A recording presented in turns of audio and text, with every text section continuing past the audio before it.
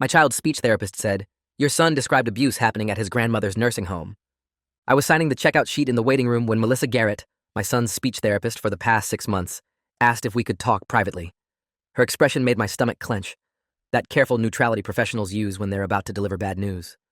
My wife Claire was at work, so it was just me picking up our 5-year-old son Oliver from his Thursday afternoon session. I followed Melissa into her small office, while Oliver played with blocks in the adjacent room, visible through the glass partition. She closed the door and sat down behind her desk, her hands folded in a way that seemed rehearsed. "Mr. Brennan, during today's session, Oliver was practicing descriptive language exercises. I asked him to tell me about visiting his grandmother, and what he described was deeply concerning." She pulled out a notebook with Oliver's drawing taped to a page. Stick figures, one lying in a bed, another standing over it with what looked like raised arms. He said his grandma cries at night, and that the helpers hurt her when she asks for things. He described someone twisting her arm and pushing food into her mouth when she didn't want to eat. He said she has marks on her arms that look like fingerprints. My throat went dry. "Which grandmother are you talking about?" I already knew the answer, but I needed to hear it confirmed. He said Grandma Dorothy, the one who lives in the big building with all the old people.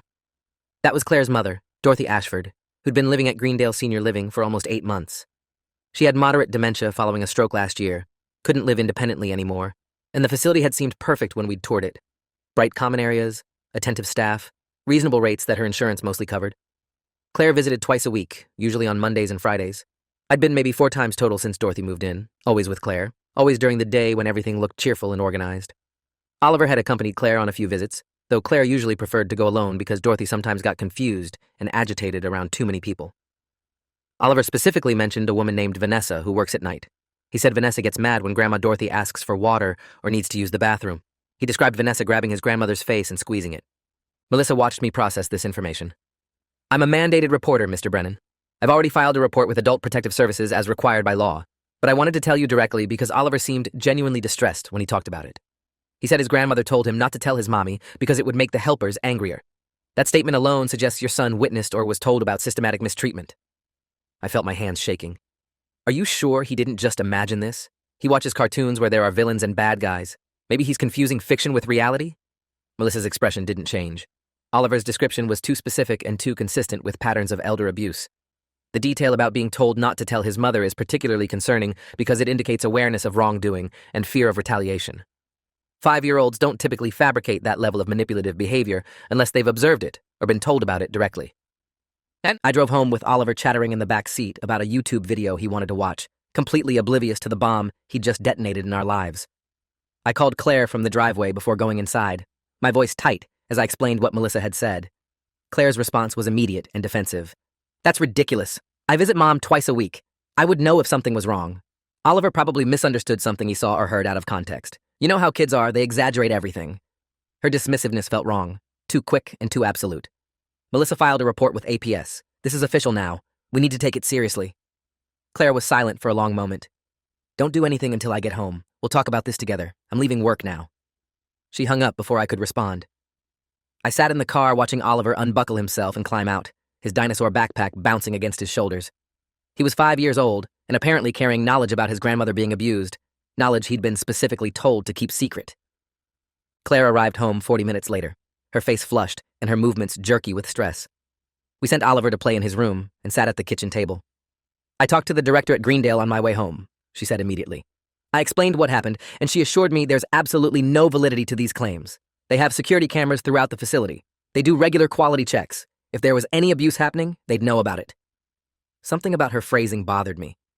"You called the facility before we even talked about this? Before we figured out what Oliver actually saw?" Claire's jaw tightened. "Of course I did. My mother lives there. I'm not going to let some misunderstanding turn into a whole investigation that disrupts her care. Dorothy is confused enough without strangers coming in asking questions and upsetting her routine." I stared at my wife, trying to reconcile this defensive, almost angry person with the Claire I thought I knew. What if it's not a misunderstanding? What if Oliver is telling the truth? Claire stood up abruptly and walked to the sink, turning on the water and filling a glass she didn't drink from. "Oliver is 5. He barely understands the difference between his dreams and reality half the time. Last week, he insisted there was a monster in his closet that only came out at 3 a.m. Are we supposed to believe that too?" Her voice had an edge I rarely heard. "This is different, and you know it. Melissa said he gave specific details. Names, descriptions, physical marks. That's not monster in the closet stuff." Claire slammed the glass down hard enough that water sloshed over the rim. What do you want me to say, Thomas? That I've been neglecting my own mother? That I'm some terrible daughter who put her in an abusive facility and didn't notice? Is that what you're accusing me of? The conversation was spiraling into something I didn't understand. I'm not accusing you of anything. I'm saying we need to investigate what Oliver told his therapist, instead of immediately dismissing it. Claire pulled out her phone and scrolled through something. The director, Mrs. Phillips, said APS will probably send someone out within a few days to investigate the claim. They'll interview staff, review records, probably talk to my mother if she's lucid enough. And it's all going to be a huge waste of everyone's time because Oliver misunderstood something innocent. That night, after Oliver was asleep, I went into his room and sat on the edge of his bed.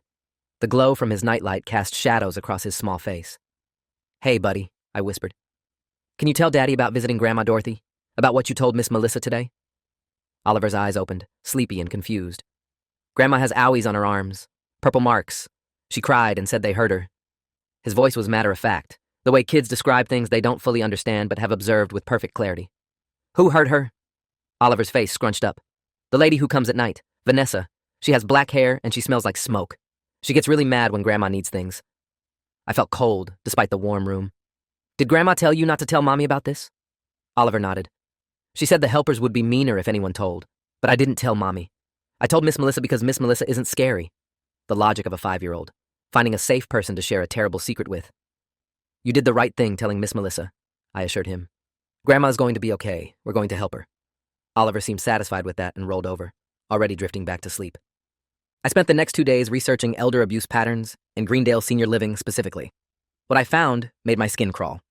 Multiple complaints filed over the past 3 years, mostly related to understaffing and poor response times for resident needs. One family had sued after their father developed severe bed sores from being left in soiled bedding. The suit had been settled out of court with a non-disclosure agreement. Another family reported their mother had lost 15 pounds in 2 months due to inadequate feeding assistance. Online reviews were mixed, with some praising the facility and others warning about night shift staff being inattentive or rough with residents. Several reviews specifically mentioned concerns about how residents were treated when families weren't around. The state health department had cited Greendale twice in the past 18 months for inadequate staffing ratios and improper documentation of resident care. Nothing that had shut them down, but enough to establish a pattern of problems. I printed everything out and put it in a folder, knowing Claire would argue against all of it, but needing the documentation anyway. Adult Protective Services called on Friday morning. The caseworker, a woman named Linda Cho, said she'd be visiting Greendale that afternoon to conduct an initial assessment. She asked if I could meet her there to provide information about Oliver's statements. I agreed immediately and texted Claire, who responded that she'd meet us there as well. The facility looked exactly as I remembered, pleasant and professional from the outside. Brick building with well-maintained landscaping, automatic doors, a reception area decorated with inspirational posters about dignity and respect in senior care. The director, Mrs. Phillips, was a polished woman in her 50s wearing a navy suit and an expression of practiced concern. She greeted Linda with professional courtesy and me with barely concealed annoyance. "I want to assure you that we take all allegations seriously, but I'm confident this investigation will show that Greendale provides excellent care to all our residents. We've never had a substantiated abuse claim in our 15-year history." Linda's expression remained neutral as she took notes. Claire arrived minutes later and immediately went to stand beside Mrs. Phillips, a united front that felt deliberate and wrong. Linda asked to see Dorothy's room and medical records. We walked down a long corridor, passing common areas where elderly residents sat in wheelchairs watching television or playing cards with bored expressions. Everything looked clean and organized, but there was a smell I couldn't identify underneath the industrial cleaner scent. Something stale and sad. Dorothy's room was on the second floor, a semi-private space she shared with another resident whose bed was separated by a curtain. Dorothy was sitting in a chair by the window, her white hair neatly combed and her hands folded in her lap. She looked smaller than I remembered, more fragile. "Mom," Claire went to her immediately, kneeling beside the chair. "How are you feeling today?" Dorothy's eyes focused slowly on Claire's face. "Oh, Claire, I didn't know you were coming today." Her voice was thin and uncertain. Linda introduced herself gently and asked if she could examine Dorothy's arms. Dorothy looked confused, but allowed it. I watched as Linda carefully pushed up the sleeves of Dorothy's cardigan, revealing her forearms. Purple-green bruises ringed both wrists and upper arms, distinct fingerprint patterns exactly as Oliver had described. Claire's face went white. Mrs. Phillips stepped forward quickly. "Mrs. Ashford bruises very easily due to her medications. Blood thinners make even gentle assistance look like injury. It's documented in her chart." Linda took photographs with her phone, documenting each bruise carefully. "Mrs. Ashford, can you tell me how you got these bruises?" Dorothy's eyes filled with tears. "I don't remember. Everything is so confusing." She looked at Claire with desperate hope. "Are you taking me home now? I don't like it here. The nighttime is scary." Linda sat down beside Dorothy and spoke in a calm, patient voice. Can you tell me about the nighttime? What's scary about it? Dorothy's hands started shaking. The helpers get angry when I ring the bell. They say I'm too much trouble. One of them twisted my arm last week when I needed the bathroom. She said I should have gone during dinner rounds and it was my own fault for drinking too much water. Her voice cracked. I tried to be good. I tried not to bother anyone, but sometimes I can't help it. The room was completely silent, except for Dorothy's ragged breathing. Claire looked stricken, her earlier defensiveness crumbling. Mom, why didn't you tell me? Dorothy wiped her eyes with trembling hands. You have so much to worry about already. And they said if I complained, they'd put me in the bad wing where nobody visits. I didn't want to go to the bad wing. Mrs. Phillips cleared her throat. Mrs. Ashford's dementia makes her statements unreliable. She sometimes confuses dreams with reality or misinterprets normal care procedures as aggression. We would never threaten a resident. Linda continued documenting, taking more photos, writing notes. I'll need to interview all staff members who work with Mrs. Ashford, particularly night shift personnel. I'll also need access to security camera footage from the past 30 days. Mrs. Phillips's professional facade finally cracked. We have cameras in common areas only, not in private rooms. That would be a HIPAA violation. But I can assure you that all our staff are thoroughly trained and background checked. I spoke up for the first time. My son described a staff member named Vanessa, who works nights.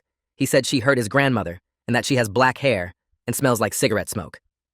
Mrs. Phillips went very still. Vanessa Flores. She's been with us for 3 years. Excellent employee record. Never a single complaint. Linda wrote the name down. I'll need to speak with Miss Flores as part of this investigation. Is she working tonight? Mrs. Phillips hesitated just long enough to be noticeable. She's actually on vacation this week. She'll be back next Monday. The timing felt too convenient. How long has this vacation been scheduled? I asked. Mrs. Phillips looked at me coldly. I don't have access to that information at this moment. Linda closed her notebook. I'll need that information, along with Miss Flores's contact details and full employment record. I'm also placing an immediate hold on Mrs. Ashford's care plan pending the completion of this investigation. We'll be conducting surprise visits at various times, including night shifts to observe care procedures. Claire helped Dorothy back to her bed, the two of them moving slowly together. I watched my mother-in-law's careful, painful movements and felt rage building in my chest. She was 73 years old, vulnerable and confused, dependent on people who were supposed to care for her. And instead, someone had been hurting her systematically while she was too scared and disoriented to effectively report it. I want to move her out of here, I said to Claire once Dorothy was settled. Tonight. We'll figure out another arrangement, Mrs. Phillips interjected before Claire could respond. That would be highly inadvisable. Mrs. Ashford requires specialized dementia care that's difficult to arrange on short notice. Moving her abruptly could be very traumatic and destabilizing. Linda looked at me. Mrs. Ashford is safe to remain here temporarily while the investigation proceeds. I'll be assigning additional monitoring. However, if you prefer to make alternative arrangements, that's your family's decision. Claire looked torn. I don't know what to do. Maybe it's better to keep her here where we know what's happening now that it's being investigated? I shook my head. She's coming home with us. We'll hire a private nurse or figure something out, but she's not spending another night in this place. The logistics of moving Dorothy out that afternoon were complicated. She had a room full of belongings, medications that needed transferring, care instructions that had to be documented. Claire and I worked together in tense silence, packing her mother's clothes and personal items, while Mrs. Phillips watched, with barely concealed anger. You're making a serious mistake, she said as we loaded boxes into my car. Home care for a dementia patient requires round-the-clock attention and expertise. She'll be back here within a week. I ignored her and helped Dorothy into the passenger seat, buckling her seatbelt carefully. She looked bewildered but relieved, holding a stuffed cat she'd had in her room. Claire drove separately with Oliver, who we'd picked up from his after-school program. When we all arrived home, Dorothy stood in our living room looking lost and frightened. Is this where I live now? She asked Claire. Yes, Mom. We're going to take care of you here. Dorothy's eyes filled with tears again. Thank you. Thank you for getting me out of there. She reached for Claire's hand. I was so scared all the time. I didn't think anyone would believe me. That night, Claire and I converted our guest room into Dorothy's bedroom, setting up everything as comfortably as we could manage. We hired a night nurse through an emergency home health service to stay with her while we figured out a long-term plan. The nurse, an older woman named Patricia, arrived at 8 and immediately began assessing Dorothy's needs with professional competence. Once Dorothy was settled for the night, Claire and I finally sat down in the kitchen. She looked exhausted, her eyes red from crying. I should have known, she said quietly. I visited her twice a week, and I didn't see it. What kind of daughter doesn't notice her own mother is being abused? I reached across the table and took her hand. You couldn't have known. These places are good at hiding abuse. Staff members know when families visit and behave differently during those times. Claire pulled her hand away. Oliver knew. A 5-year-old figured it out in one visit and I didn't catch it in months. That's on me. Her voice was thick with guilt and self-recrimination. The investigation into Greendale took 2 weeks. Linda called me regularly with updates. Vanessa Flores had been interviewed and denied everything, claiming Dorothy was confused and often combative during care, that any bruising was accidental during necessary physical assistance. 2 other night shift workers corroborated Vanessa's story. But 3 other employees, lower-level staff members, who'd apparently been waiting for an opportunity to speak up, came forward with their own observations. They described a culture of neglect and sometimes outright cruelty on night shifts when supervisors weren't present. Residents who rang call bells too frequently being ignored or scolded, rough handling during transfers and bathroom assistance, food being withheld as punishment for uncooperative behavior. The pattern Linda uncovered was systematic and deliberate, a night shift staff that had become increasingly abusive under inadequate oversight. Security footage from common areas showed staff members lingering at the nurse's station, while call bells went unanswered for 30 or 40 minutes. On one recording, Vanessa could be seen entering a resident's room and emerging minutes later looking frustrated, then telling another staff member something that made them both laugh. The state health department launched its own investigation based on Linda's findings. They discovered that Greendale had been falsifying care documentation for months, recording resident checks and care activities that had never actually occurred. Medication logs showed proper timing and dosage, but interviews with residents revealed many had been receiving medications late or not at all during night shifts. The financial angle was straightforward and ugly. Greendale was chronically understaffed to save money, running minimum legal staff ratios that couldn't actually provide adequate care.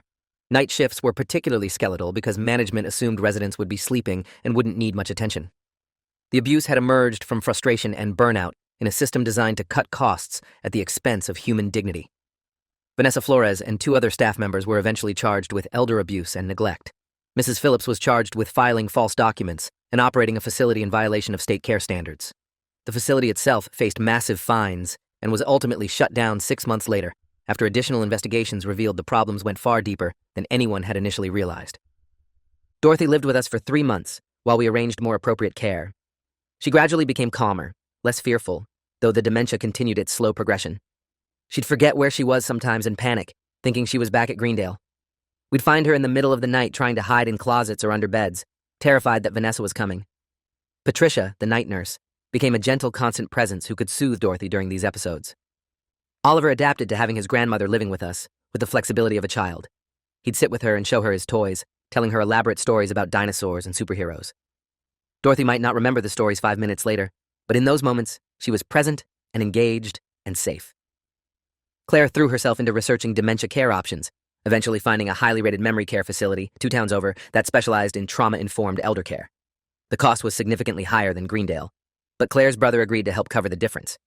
We visited the new facility multiple times, watching staff interactions, talking to other families, reviewing every aspect of their procedures before committing. When we finally moved Dorothy into Harmony Acres memory care, she was noticeably reluctant. "Is this another bad place?" she asked Claire, clutching her stuffed cat. "Am I being sent away because I'm too much trouble?" Claire knelt down and took both her mother's hands. "Mom, this is a good place, I promise. We visited 3 times and watched how they treat people. They're kind here, and we'll visit you constantly, every few days at random times, so we can see how things really are. You're not being sent away. We're just finding you a place with the right kind of help," I added. "And if anything feels wrong or scary, you tell us immediately. Or tell Oliver. He's a very good reporter of when things aren't right." Dorothy managed a small smile at that. "Oliver saved me," she said simply. "He's a brave little boy." We got her settled in her private room, decorated with familiar items from both her old house and our guest room. The staff members who introduced themselves were patient and warm, taking time to understand Dorothy's communication style and her particular fears. The criminal trials took almost a year. Vanessa Flores was convicted on 3 counts of elder abuse and sentenced to 18 months in prison plus probation. The other 2 staff members took plea deals. Mrs. Phillips was convicted of operating an unsafe facility and falsifying official documents. She got a suspended sentence, but lost her license to work in healthcare administration.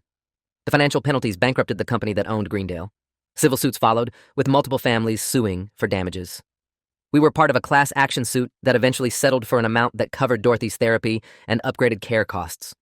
But more than the financial resolution, there was some satisfaction in knowing that the people responsible had faced actual consequences. Oliver's therapy with Melissa continued. We explained to him in age-appropriate terms that he'd done something very brave by telling about what was happening to his grandmother. That speaking up when someone is being hurt is always the right thing to do, even when it's scary or confusing. He seemed to understand in the way 5-year-olds do, processing it through play and art rather than complex reasoning. One evening, about 8 months after Dorothy had moved to Harmony Acres, I stopped by unexpectedly at 9 p.m. to see how night shifts actually functioned there. The staff member at the desk, a young man named David, looked up with surprise but not alarm. "Can I help you?" Are you here to see a resident? I explained I was Dorothy Ashford's son-in-law and wanted to check in. David smiled. Mrs. Ashford is probably asleep by now, but you're welcome to peek in. We encourage family visits at all hours. Some residents actually sleep better when family checks on them. He walked me down to Dorothy's room and opened the door quietly. Dorothy was indeed asleep, her breathing steady and peaceful. The room was clean, her call button within easy reach, a glass of fresh water on her bedside table. She's doing really well, David said softly. Had a good day today, participated in music therapy and ate a full dinner. She talks about her grandson a lot. Oliver, right? I nodded, feeling tension I hadn't realized I was carrying finally release. Thank you for taking care of her. David's expression was earnest. It's what we're here for. Every resident deserves to feel safe and valued. That's not negotiable. Driving home that night, I thought about all the ways the system had failed Dorothy and countless other vulnerable people. An under-regulated industry prioritizing profit over care. Facilities that looked perfect on tours but hid abuse in the late hours when families weren't watching. Staff members who became cruel from burnout and lack of oversight. Residents too confused or frightened to effectively report mistreatment. It had taken a 5-year-old child's innocent report to his speech therapist to crack open a situation that had been ongoing for who knew how long. How many other Dorothys were still trapped in places where speaking up felt impossible and being believed seemed unlikely? The thought haunted me. I'd started volunteering with an elder advocacy group that worked to strengthen oversight regulations and support families navigating the care system. Claire joined me in the work, channeling her guilt and anger into something productive. We shared our story at community meetings, testified before state committees reviewing care facility regulations, and helped other families recognize warning signs of institutional abuse. 2 years after Oliver's revelation, I sat in on one of his speech therapy sessions. He was 7 now, speaking clearly and confidently, no longer needing regular therapy, but coming in for a final checkup appointment. Melissa asked him what he wanted to be when he grew up. Oliver thought for a moment. I want to help people who can't help themselves, like superheroes do, but in real life. Melissa smiled at him. You already did that once. When you told me about your grandma, you helped her when she couldn't help herself. That was very brave. Oliver nodded seriously. She's happy now. She has a pretty room and people are nice to her. She doesn't cry anymore. After the session, I thanked Melissa for everything she'd done. You took a child's report seriously when a lot of people might have dismissed it. That made all the difference. Melissa shook her head. Oliver made the difference. He trusted me enough to share something difficult. All I did was listen and follow protocol. The real heroes are the kids who speak up and the families who fight for justice. Walking out to the parking lot with Oliver's hand in mine, I felt grateful for this small person who'd saved his grandmother simply by telling the truth to someone who'd listen. Dorothy passed away peacefully 3 years after moving to Harmony Acres, the dementia finally claiming too much of who she'd been. She died surrounded by family, in a place where she'd felt safe and cared for, which was more than she would have had if she'd remained at Greendale. At her memorial service, Claire spoke about the last years of her mother's life, about the grace of having time to say goodbye properly, about the importance of Oliver's brave disclosure that had given them those years. Oliver, now 8 years old, sat quietly during the service holding a framed photo of his grandmother. Afterward, people approached us to share their own stories of elder care struggles, of suspicions they'd had but hadn't known how to address, of guilt over placements that hadn't gone well. The conversation Oliver had started with his speech therapist had rippled out in ways we couldn't have predicted, raising awareness and prompting changes in how facilities were monitored and how families approached oversight. It wasn't enough to fix a broken system, but it was something. A small light in a dark corner where vulnerable people too often suffered in silence. If you enjoyed this, you'll definitely want to see the next ones too. So subscribe now and let me know your take in the comments.